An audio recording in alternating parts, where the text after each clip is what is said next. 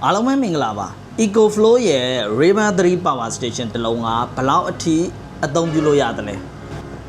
ဲဒီဗီဒီယိုဖိုင်ထဲမှာကျွန်တော်တို့ဆက်ကြည့်လိုက်အောင်ပါဟုတ်ကဲ့ပါဒါကတော့ကျွန်တော်တို့ရှေ့မှာမြင်နေရတဲ့ပစ္စည်းကဒါ EcoFlow ရဲ့ River 3 Power Station ပဲဖြစ်တယ်သူ့ရဲ့ design ကတော့မြင်တဲ့အတိုင်းပဲလုံးဝပပချက်လေးပေါ့နော် portable power station အမျိုးအစားတစ်ခုလည်းဖြစ်ပါတယ်။ကောင်လေးကိုကျွန်တော်တို့သုံးမယ်ဆိုရင်ဘယ်လောက်အထိအသုံးပြုလို့ရတယ်လဲ။ဘယ်လိုမျိုးနည်းပညာတွေအသုံးပြုထားလဲဆိုတာကိုဒီ video file ထဲမှာပြောပြပေးသွားဖို့ရှိပါတယ်။ဒါကတော့ကဘာကျော် brand တစ်ခုလည်းဖြစ်တဲ့ EcoFlow ရဲ့ River CD တွေထဲကမှနောက်ဆုံးထွက်ရှိထားတဲ့ River 3 station အမျိုးအစားပဲဖြစ်ပါတယ်။ inverter အနေနဲ့က300 watt ပါတယ်။ဘက်ထရီ watt hour အနေနဲ့က245 watt per hour အထိပါတယ်ပေါ့နော်ဘက်ထရီကတော့ Lipo 4 ဘက်ထရီကိုအသုံးပြုပေးထားတယ်ဒီ power station တစ်လုံးကသက်တမ်းအနေနဲ့ဘယ်လောက်အထိအသုံးပြုလို့ရလဲဆိုတော့10နှစ်သက်တမ်းလောက်အထိကိုကောင်းကောင်းအသုံးပြုလို့ရတဲ့အမျိုးအစားလည်းပဲဖြစ်ပါတယ်အဲ့တော့300 watt station ဖြစ်တဲ့အတွက်300 watt အတွင်းရှိတဲ့ပစ္စည်းတွေအတော်များများကိုအသုံးပြုလို့ရတယ်ဘာတွေသုံးမလဲဆိုရင်ကျွန်တော်တို့ TV တွေကြည့်လို့ရမယ်ပန်ကာတွေသုံးလို့ရမယ် air cooler တွေသုံးလို့ရမယ်laptop တွေသုံးလို့ရမယ်ဖုန်းအားသွင်းတာတွေသုံးပြုလို့ရမယ်လူချင်းမင်းတို့ခရီးတွေသွားတဲ့အခါမှာ power backup မပြတ်တော့ခြင်းဘူးဘယ်လင်းတကူဖုန်းတွေလည်းအားသွင်းခြင်းနဲ့ laptop တွေလည်းအားသွင်းခြင်းနဲ့ဆိုရင်ဒီ power station လေးကစောင့်ထားတဲ့နဲ့တည်သွားတဲ့အခါမှာကျွန်တော်တို့ weight အနေနဲ့လည်းအများကြီးမပါဘူးဒိုးပင်နဲ့လှုပ်လို့ရတာတွေကအများကြီးရှိတယ်ဆိုတော့ဆောင်ထားတဲ့အမျိုးအစားတွေမှာပါတယ်ပေါ့နော်ဆိုတော့ဒီ set တစ်လုံးရဲ့အားသာချက်တွေပြောမယ်ဆိုရင်အားသာချက်တွေကတော့အများကြီးဘာတွေလဲဆိုတော့အားသွင်းချိန်က0 to 100ကိုတနာရီဝန်းကျင်နဲ့အားပြည့်တယ်အာမခံကောင်းကောင်းပါဝင်တဲ့အာမခံမှုခိုင်မာတဲ့အမျိုးအစားလည်းပဲဖြစ်တယ်ပြီးတော့ brand ကိုသုံးရမယ်ပေါ့နော်ပြီးတော့အားသွင်းချိန်ကညံတာကသူ့ရဲ့အားသာချက်ဖြစ်တယ်နောက်တစ်ခုကသူ့ရဲ့ display မှာဆိုရင်ကျွန်တော်တို့အသေးစိတ်ကြည့်ရှုလို့ရတဲ့ function တွေပါတယ်လူကြီးမင်းတို့ laptop တစ်လုံးသုံးရင်ဘလောက်ဝက်နဲ့သုံးနေတယ်ဘယ်နှနာရီသုံးလို့ရတယ်ဆိုတော့လည်းဒီ display မှာကြည့်လို့ရတယ်လို့အားသွင်းတဲ့အခါမှာလည်းဘလောက်ဝက်နဲ့ဝင်နေတယ်ဘယ်နှနာရီနဲ့ပြည့်မယ်ဆိုတော့ကိုဒီ data display မှာကြည့်လို့ရတဲ့အမျိုးအစားလည်းပဲဖြစ်ပါတယ်ကျွန်တော်တို့ခေါင်းစဉ်အတိုင်းကိုဆက်သွားလိုက်အောင်ပေါ့နော်ဒီ EcoFlow ရဲ့ River 3 Power Station တစ်လုံးကိုသုံးမယ်ဆိုရင်အသုံးပြုမယ်ဆိုရင်ဘယ်လောက်အထ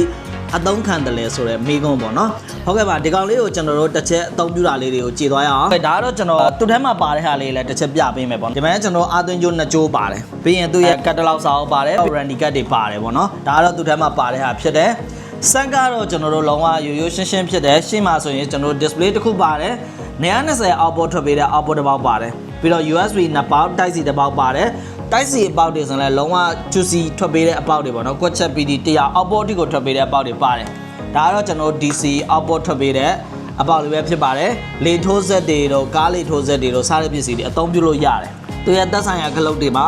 switch လေးတွေပါပြီးသားဖြစ်ပါတယ်ပြီးတော့သူရဲ့နောက်ဘက်ထဲကအပိုင်းတော့လက်ကင်ခိုင်းလေးပါတယ်ဆိုတော့လွယ်တကူသဲလို့ရတယ်ပြီးတော့သူရဲ့ဘေးဘက်မှာတော့ကျွန်တော်တို့ EPC နဲ့အားသွင်းမယ်ဆိုရင်တင်လို့ရတဲ့အပေါက်တစ်ခုပါပြီးတော့ကျွန်တော်တို့ solar နဲ့အားသွင်းမယ်ဆိုရင်လည်း solar တစ်ချက်နဲ့ကောင်းကောင်းသုံးပြုလို့ရမှာပဲဖြစ်ပါတယ် solar ကတော့ဒါ100 watt အချက်လောက်လေးနဲ့တွဲပြီးတော့မှသုံးရမှာဖြစ်ပါတယ်ဒါကတော့ product ရဲ့အချက်လက်အသေးစိတ်လေးတော့ကျွန်တော်ပြောခဲ့တာဖြစ်ပါတယ်ဒါဆိုရင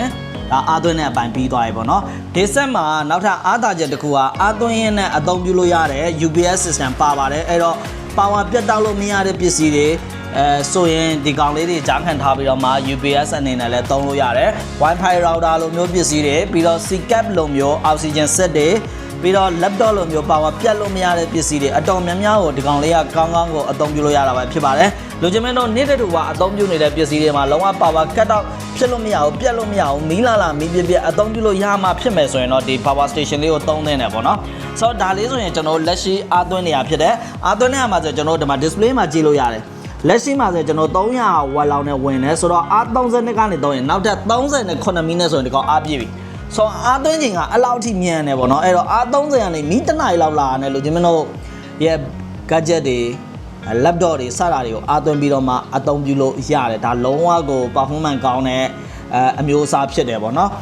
နောက်ထပ်ကကျွန်တော်တို့ software နဲ့ချိန်လို့ရတဲ့ system ပါသေးတယ်အဲ့တော့လူကျွန်တော်တို့စီမှာဒီ app store မှာဆိုရင်ကျွန်တော် EcoFlow software လေး download လိုက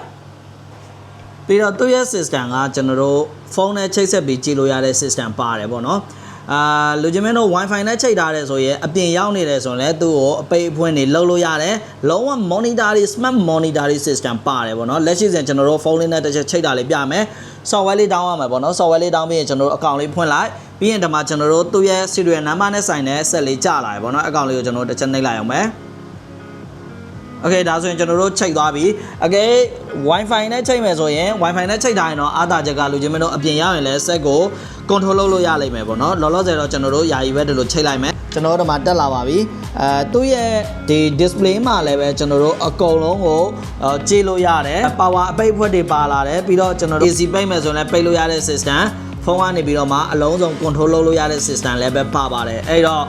လုံးဝ smart gadget ကိုတွေမှာတုံးကျင်တယ်ဆိုရင် customer တွေဒီ set ကိုတုံးသင့်တယ်ပေါ့နော်ဒါကတော့ကျွန်တော် set ထဲမှာပါတဲ့အချက်လက်တွေကိုပြောခဲ့တာဖြစ်ဒီမှာဆိုရင်သူ့ရဲ့ UPS system function ပါတဲ့ဟာကိုကျွန်တော်တစ်ချက်ပြပေးချင်တာပေါ့နော်လက်ရှိမှာဆိုရင်ဒါကျွန်တော်တို့အားသွင်းထားတာ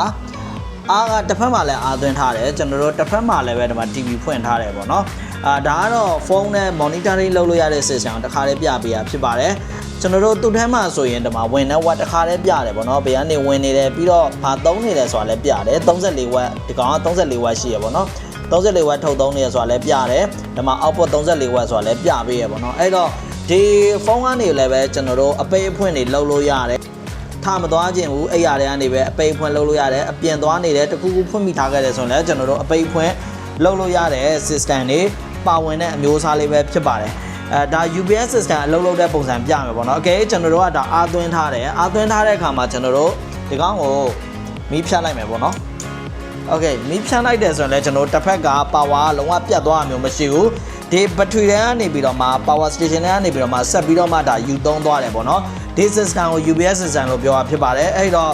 လုံးဝ power ပြတ်တောက်လို့မရတဲ့ set တွေအတွက်ဆိုရင်လည်းဒီကောင်လေးကအသုံးပြုလို့ရမှာပဲဖြစ်ပါတယ်။ဒါဆိုရင်ကျွန်တော်တို့လက်ရှိ battery တွေက power ဘယ်လောက်ထိသုံးလို့ရမလဲဆိုတာတစ်ချက်ပြပေးသွားမယ်လက်ရှိအားအနေနဲ့ဆိုဒီကောင်လောလောဆယ်60% ရှိတယ်ဒီ percent နဲ့ကျွန်တော်တို့ watt အနေနဲ့34 watt ကိုသုံးမယ်ဆိုရင်တောင်မှအချိန်အနေနဲ့4နာရီနဲ့12မိနစ်အထိရတယ်လို့သူကပြောထားတယ်ပေါ့နော်အဲ့လိုမျိုးလဲ detail ကြည့်လို့ရနိုင်တဲ့အမျိုးအစားလေးပဲဖြစ်ပါတယ်အကယ်၍ကျွန်တော်တို့ဒီဘက်ကမီးကိုပြန်ဖွင့်လိုက်တယ်ဆိုရင်လည်းဒါဒီ TV ကလျှက်စစ်မီနဲ့တခါတည်းချိန်သွားမှာပဲဖြစ်ပါတယ်ဒါဆိုအားဝင်တဲ့အားလေးပြန်ပြသွားပြီပေါ့နော်အဲ့လိုမျိုး system တွေပါဝင်တဲ့ power station လေးပဲဖြစ်ပါတယ်ဟုတ်ကဲ့ပါဒါကတော့ကျွန်တော်တို့ဒီ EcoFlow ရဲ့ Raven 3 power station လေးကဒီပစ္စည်းတွေသုံးနေဆိုရင်ဘယ်လောက်ထိသုံးလို့ရလဲဆိုတာလေးကို video လေးနဲ့အသေးစိတ်ပြောပြပေးခဲ့တာဖြစ်ပါတယ်အားလုံးကိုကျေးဇူးအများကြီးတင်ပါတယ်ခင်ဗျာကျွန်တော်တို့သိချင်တာလေးတွေရှိရင်ကျွန်တော်တို့ရဲ့ comment မှာမေးခဲ့လို့ရပါတယ်နောက် video တွေမှာကျွန်တော်တို့ဆက်တွေ့ကြပါမယ်အားလုံးကိုကျေးဇူးအများကြီးတင်ပါတယ်ခင်ဗျာဘိုင်ဘိုင်